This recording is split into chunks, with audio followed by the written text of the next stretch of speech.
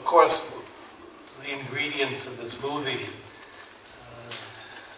contain interviews. There would be no movie without these first-person accounts of the photographs. It's certainly the hardest part of making a film like this, because there's no guarantee going into it that people will talk to you. In fact, there's, if anything, the likelihood people won't talk to you. And so it becomes an ongoing effort, in this case, close to 2 years of actually cajoling people,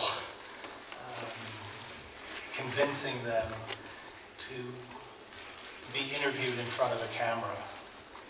No easy chore, but of course the essential chore, because without these people, there is no movie. I made the movie for lots and lots of different reasons.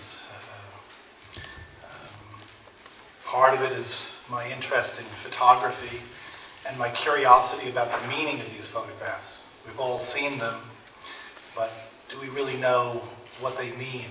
Had anyone interviewed the people who took the photographs or who were in the photographs? Did the photographs show us everything that we needed to know about Abu Ghraib? Was there more that was not photographed?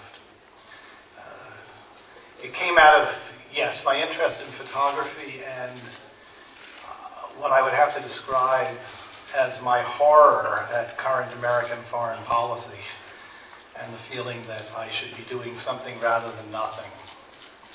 My small way of weighing in on the current state of the world. Why widescreen? I don't know. It's wider than the other kind.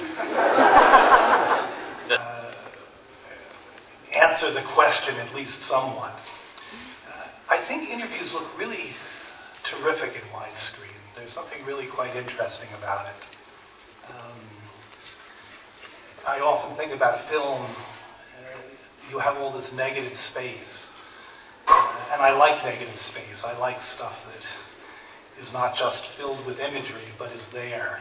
I think it works actually well. I'd have to ask the audience, do you like this movie in widescreen? See, there you go. You know, people have repeatedly asked me at this festival what my first reactions were to seeing the photographs. And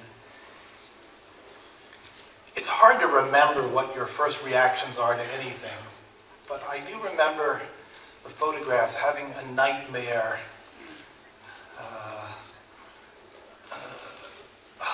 almost like a hallucinogenic quality to them. It was the stuff of dreams, of nightmares. And Danny seemed to be actually the perfect composer to work with on this project.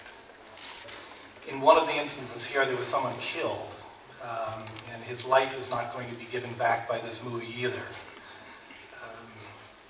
To me, it's very, very important that we do not just see the people, the prisoners who are at Abu Ghraib, as faceless victims, as people with cement bags on their heads that have no human identity whatsoever.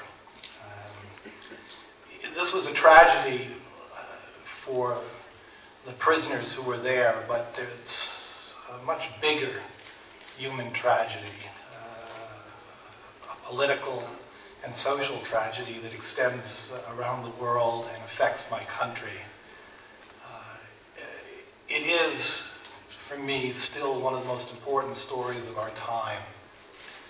And to me, the photographs are that essential piece of evidence, the essential piece of evidence of what happened there, and it was very important for them to be preserved intact in the movie. You may notice it's anachronistic, but I always put white borders around the photographs to show that these were the photographs. They weren't cropped, they weren't tampered with, they weren't altered in any way. These are the essential, if you like, documentary evidence that is at the core of the movie. This was not a movie in which I interviewed people for the purpose of getting them to confess or to express sorrow or remorse. I wanted to tell a story about pictures.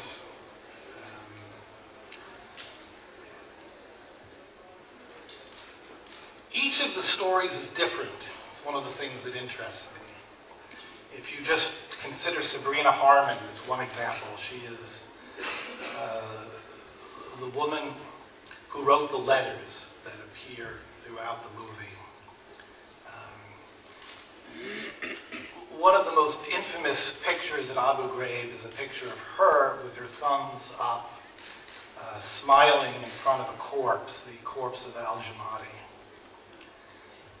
There's something very, very complex about this picture. I can't even tell you that I understand it completely, having spent a fair amount of time with this story.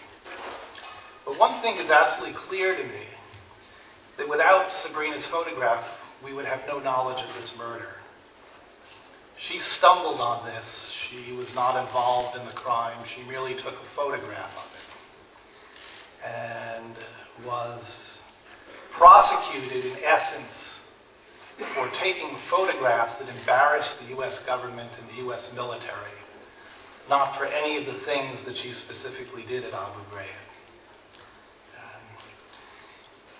One other thing I should mention, and I think it's important, the first letter, her first letter, she describes coming to work, if that's the correct way to describe it, at Abu Ghraib, Tier 1A, the hard site.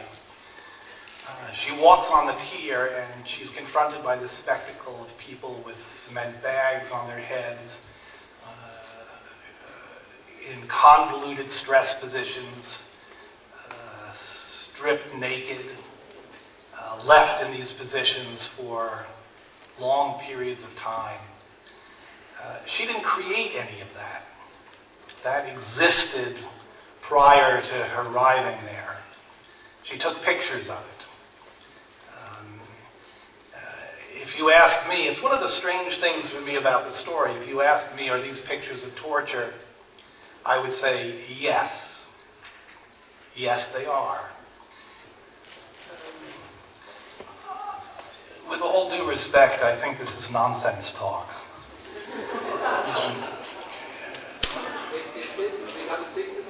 No, wait 1 second now, please.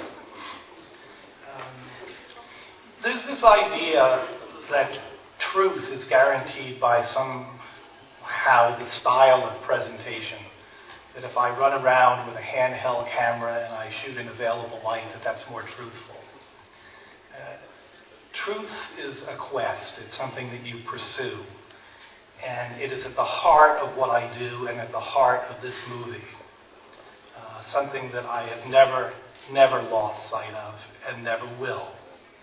I made a movie quite some years ago, The Thin Blue Line, which was roundly criticized by many people for the use of reenacted materials, reenactments, the use of a Philip Glass musical score. It broke the documentary rules. After all, truth should be presented in a certain way so we can recognize it as truth. Not so. Truth is the process of thinking about the world, of investigating the world, and trying to figure out what actually is real and what is not. The reenactments in this film are in service of that end. I've been credited with getting a man out of prison with a movie. What I did is I investigated a murder with a movie camera. The interviews that I did went into evidence in state and federal court and could be used to overturn a conviction. In this movie, there are elements of complete reality. This is no actor playing Lindy England. This is no actor playing Megan Ambule. These are the people who are really involved in the story, telling the story in their own words. The reenactments